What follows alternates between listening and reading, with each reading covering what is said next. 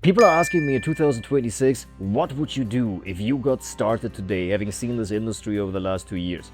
Here's what I can tell you. Number one, go in person. Go in person first and meet clients in person instead of trying to do everything online. Just because you work from home, from your home office and online doesn't mean that you need to meet your clients online.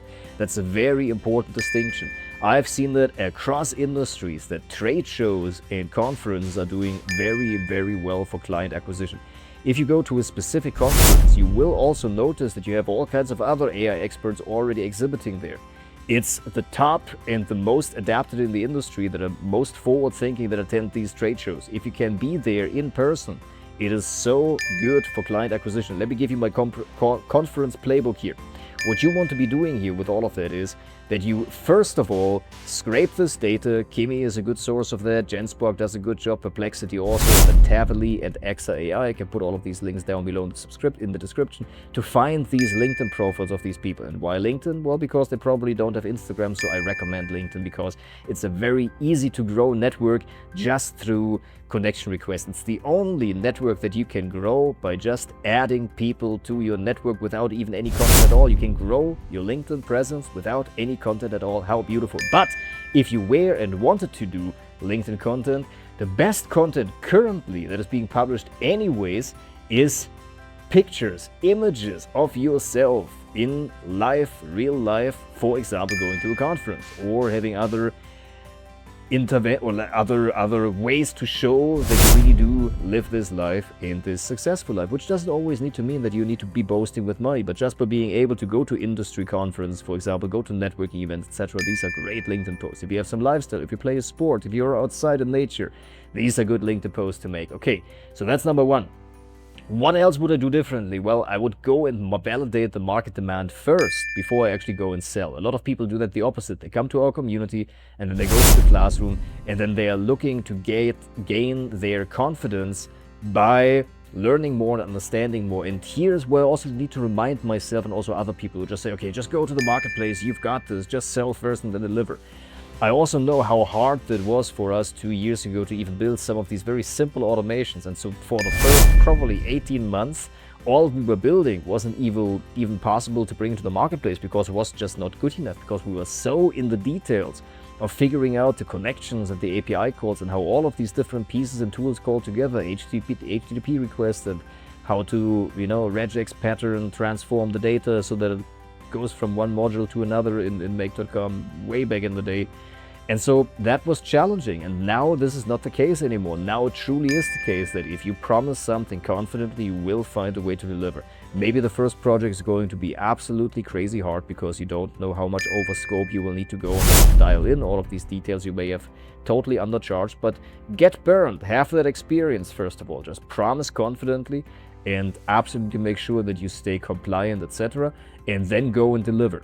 I would also encourage you to not go for a custom use case right in the beginning. Do something that's proven, that's tried and true. Do a foot in the door offer, land and expand, land with something that is already proven to work in the marketplace.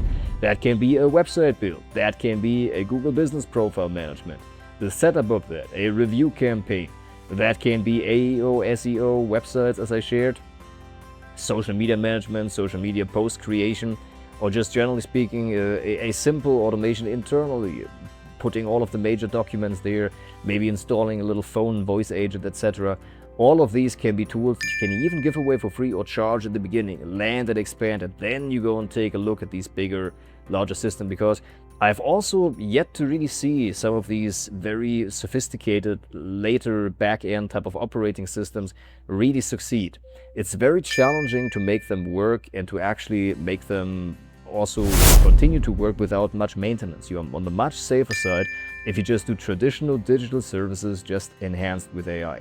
So I would do that, and what I also would do is connect yourself with other people in the place and start exchanging resources. That's what I would encourage everybody to do. So go in person, validate the market demand first, and do make sure that you find a way to get your foot in the door through either warm networking or in-person networking or warm outreach. So what are the best factors for in-person networks? So what we've seen across the United States, the Chamber of Commerce events are a fantastic way of reaching out to people. Chambers of Commerce, there's BNI. BNI is also totally valid. Now, a lot of people think that there's just basically people preparing the pitches, but there is a lot of networking happening there too. Chamber of Commerce is fantastic for that. There's BNI, there's Rotary Club, Lions Club. Now, we haven't seen that much success with Rotary and Lions Club, to be honest, but there are also local trade associations. Like if you know, I have a client, for example, who runs a mitigation company for water damage. That is something that we can go and take a look at. If they have regional associations, I know roofers have associations, there's the same for healthcare, surgeons, whatever type of industry you want to service.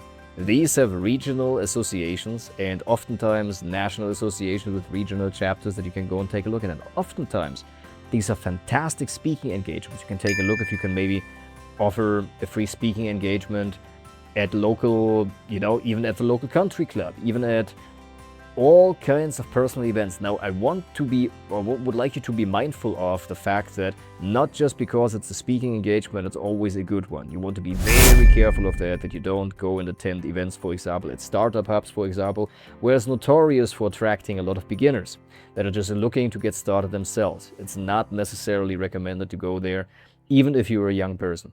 What you want to be is like, you don't need any more knowledge, you don't need any more success principles, you have heard enough podcasts, all of that is available for free and you don't need to listen to any of that. What you need to do is to talk to existing business owners, work hard, clean up your life, and then service them with one offer. Everything else you will learn on the go. A lot of people just learn too much, too fast, too soon about all kinds of success principles, etc., where they don't even matter. What you currently need to find a way to do is work hard to get the basics right and get an offer into the marketplace.